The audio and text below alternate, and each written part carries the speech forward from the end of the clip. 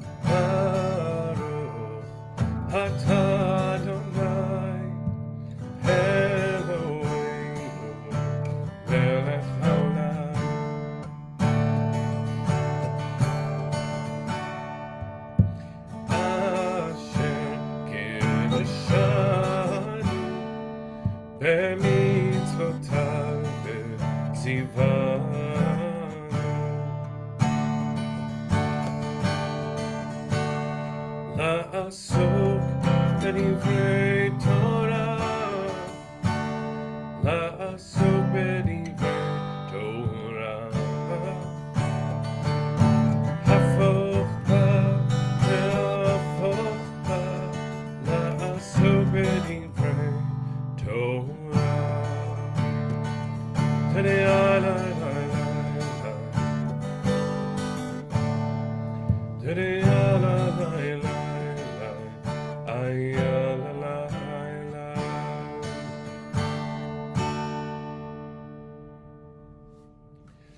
Good morning, friends. Shari, it's good to see you. Welcome back.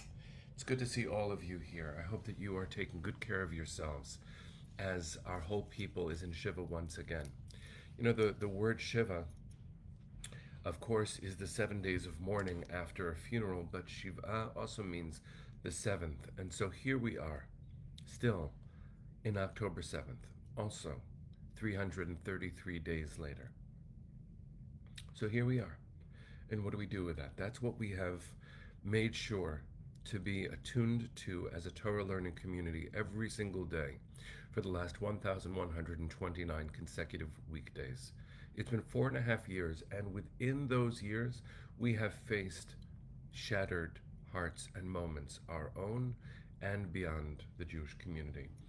This is not like that, but we are strong. We are stronger than we know. And so even before we begin a little bit of learning, I want to encourage you to remember your strength. I'm encouraging myself to remember it as well. Take good care of yourselves. Eat something today. Take a walk. Make sure that you're hydrated. It's okay to laugh if something makes you laugh. It is okay to grieve because grief comes in waves. So be gentle to yourselves all day today.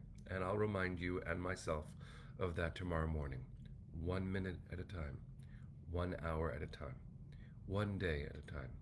And so, friends, here I am, just one member of our community trying. That's what we'll do. These days, we will try. We will remember to send love to Stan and Diane, who are with Stan's mother. She's she's been ill for some time, and so we're with you as you're with her. And we will make sure to share our own individual moments as we are connected in the holiest of ways to collective moments of grief. This grief will come and go. It's so far not going anywhere. I was trying to prepare what to say today because Parshat Shoftim, the Torah portion that we're in, includes many famous lines, and I was hoping that I could find some comment that would help me. And I remembered something. One of my teachers, Rabbi Barry Starr in Sharon, Massachusetts, when I was his assistant rabbi, taught me that when you read comments on the Torah, you often learn more about the commentator than the Torah text they're pointing to. Well, that's true, it turns out. And as I looked at the comments that were recorded in this place or that, even my own, they were about those moments more than about anything that we face today. So I had to look older. I had to look older. So on this day, which is also Rosh Chodesh Elul, it's the first day of the month of Elul, which is all about repairing relationships. I want to bless us first with a recognition that our relationships, one with the other, diaspora Jews with Jews in Israel, neighbors with neighbors, those have been stronger than before because we are in pain together in a way that identifies us as family. But that doesn't make these bonds healthy, proactive ones. It means that they are resonant and reactive ones. We have to make sure, friends, to pay attention to this moment and what communal support feels like, so that, please God, when we emerge from this, we find our way as a unified family to walk through the world proactively, as we rebuild our own hearts, as we repair our homeland, as we make sure that our strong defense of self-determination is not only in response to the horrific tragedy we are still experiencing. We have to be kind to ourselves, and we have to be resolute to be a family. And one of the ways that we do that is by learning Torah. This Parsha, Shoftim, tells us how to pursue what Dr. Martin Luther King Jr. later called a beloved community. In order to do that, in our homeland, a promised land that in the ancient world had never yet happened, and for us, we have lost twice and rebuilt for the third time in 1948, thanks to the work of countless pioneers pre-State of Israel. In this Parsha, there's a very famous verse that I'm going to make a new suggestion about, based on old wisdom. The verse in chapter 16, verse 20 of Parshat Shoftim, the book of Deuteronomy, says, and you'll know these words, Tzedek, Tzedek tirdof, justice, justice shall you pursue. But they don't mean what we think they mean, not at every level. I want to read you the whole verse, which we rarely do. Tzedek, Tzedek tirdof leman tichyeh v'yarashta et haaretz asher Adonai Elohecha noten lach. Justice, justice shall you pursue, so that you may live and occupy the land that God is giving you. Now, this is complicated, friends. The whole idea of theological determination of plots of land is why people go to war. This is my promised land, not yours. Well, let's have that conversation another time, because Israel has made a commitment to all of its citizens, including 20% of its citizenship, which are not Jewish, to create an equitable society. Does Israel always live up to the best of itself? No, no country does. But encoded in the Declaration of Independence and in increasing legislation which is all about lifting up what we used to call marginalized populations, what President Reuven Rivlin called the tribes of Israel, including the Haredi community, including the Israeli Arab community. Hamas on October 7th saw every Israeli citizen as one, murdering and attacking Arab Israelis, Bedouin Israelis, Druze Israelis, Jewish Israelis, Christian Israelis. And so when we understand the Torah in this modern way, we have to understand that we are called right now to read the Torah again and to know that by pursuing justice, we establish ourselves in the land. Justice includes everyone. Now, what about justice when it comes to the way that we have to adjudicate this war? In this horrible week, we can't stop asking that question. And I think that the ancient sages of 2,000 years ago have some complicated suggestions for us. I'm going to read you a comment on this verse, justice, justice shall you pursue, from the Talmud, from Masechet Sanhedrin, the book of Sanhedrin, which is about how to establish justice and law. So, this is a complicated question. Let me give you just one context for it. Justice, justice shall you pursue sounds poetic and it's familiar to us, but it is strange. It's always strange when we have a kefel lashon, a doubling of language. Why does it say justice twice? So listen to what the rabbis say. It's taught in a Breita, so that is even older than the Talmud. It's the Mishnah level of rabbinic text, if you're curious. When the verse states, justice, justice shall you pursue, one time of tzedek, one mention of justice, is stated with regard to judgment, and one is stated with regard to compromise. I'm not really making a geopolitical suggestion here by bringing in the text, but there are suggestions being made by the text. How we spell that out, I'm not sure, so listen to where it goes. How so? How is one about judgment and one about compromise?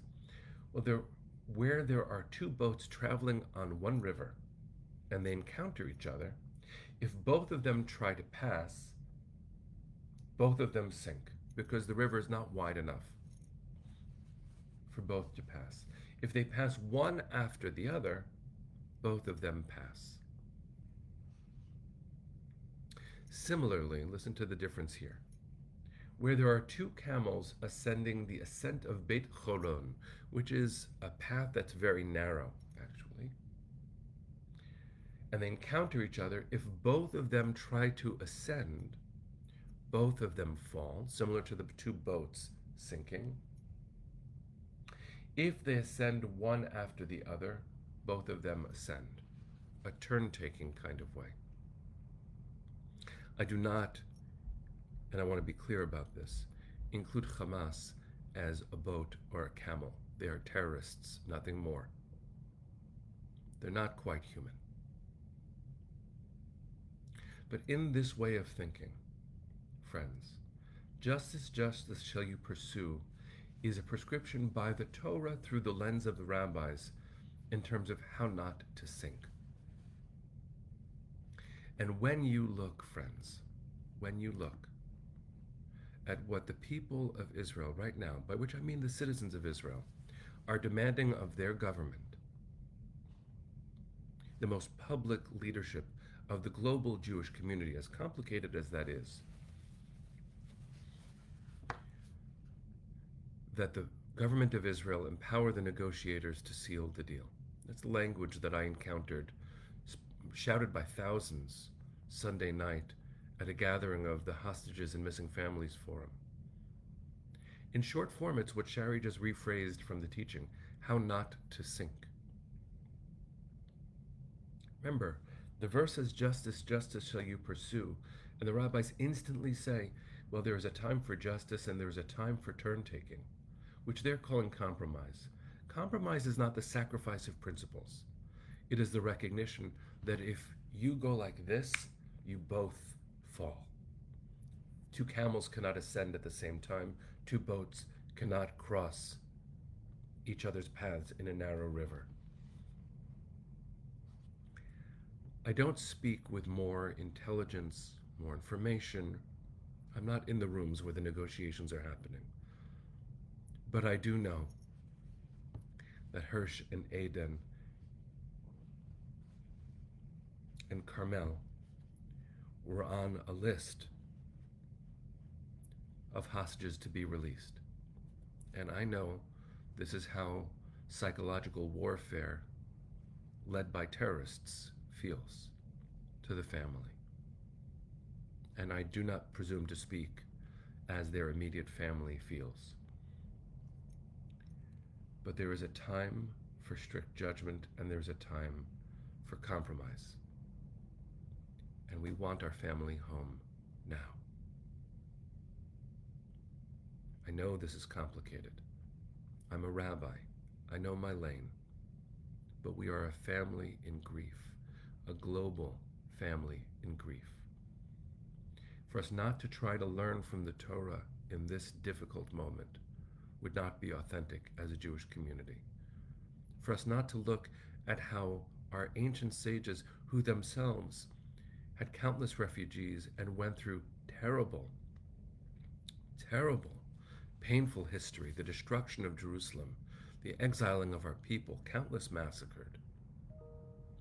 For us not to learn from this. We are called, friends, we are called to pay attention to Torah, to pay attention to our ancient sages who are just like us, just a long time ago. We are called to pay attention to the families of our 6 beloveds who we've lost, to the more than 1,200 that we lost 333 days ago,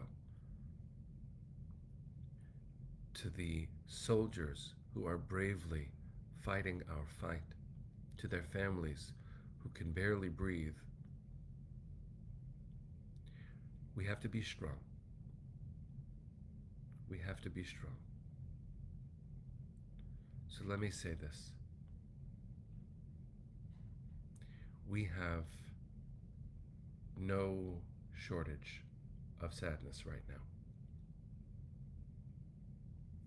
I don't really know how to guide all of us because I'm in it with all of us. But I do know that the Torah is here as a gift, as a comfort, as a challenge, as an urgent imperative. Live. Even if we can't figure out the Resha, the beginning of the verse, we do have the whole verse. The beginning of the verse says, justice, justice shall you pursue, so that you can live in your land. Please God, may we do what we must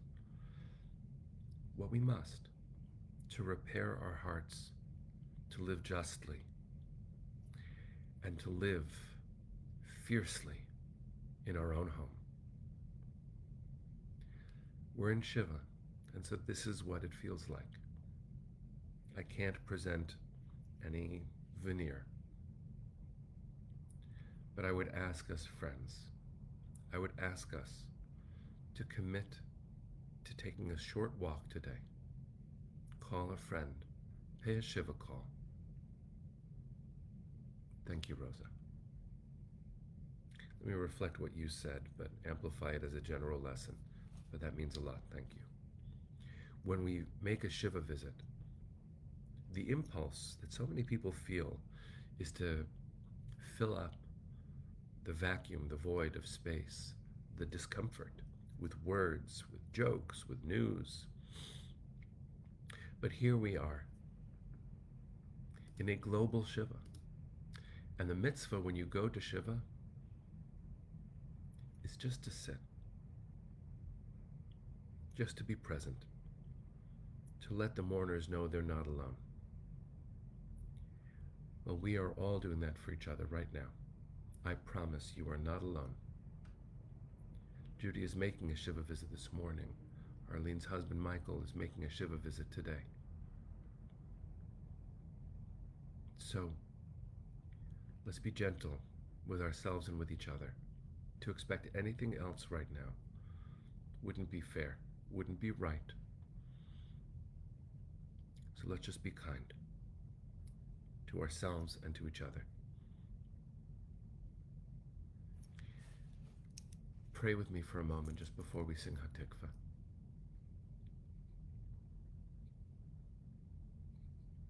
Pray that the 97 hostages, some of whom are still alive, be restored to their families. Pray with me that the 4 hostages who have been there for longer than the 333 days, who've been held prisoner for years, are released. freed, rescued, home.